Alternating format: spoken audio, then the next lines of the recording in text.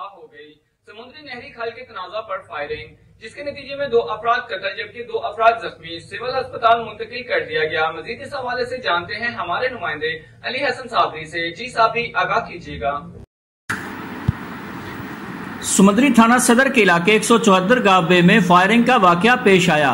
Police ذرائع کے مطابق مبینہ فائرنگ کے نتیجہ میں 2 افراد جاں بحق جبکہ 2 شدید زخمی ہو گئے۔ فائرنگ کا واقعہ کھال بنانے پر جھگڑے کی صورت میں پیش آیا۔ پولیس ذرائع کے مطابق جاں بحق افراد میں طاہر اور آصف شامل ہیں جبکہ زخمیوں میں عارف اور شاہزیب شامل ہیں۔ زخمی اور نعشوں کو تحصیل ہیڈ کوارٹر اسپتال منتقل کر دیا گیا۔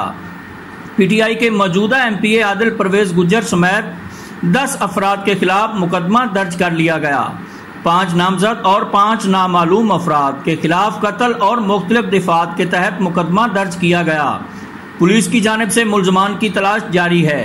اب دیکھنے والی بات یہ ہوگی کہ کیا موجودہ حکومت، جس کا نام ہی تحریک انصاف پارٹی ہے، کیا وہ اس مظلوم اور لوٹے پٹے خاندان کو انصاف فراہم کرے گی یا اپنے ایم پی اے کو تحفظ فراہم کرے گی؟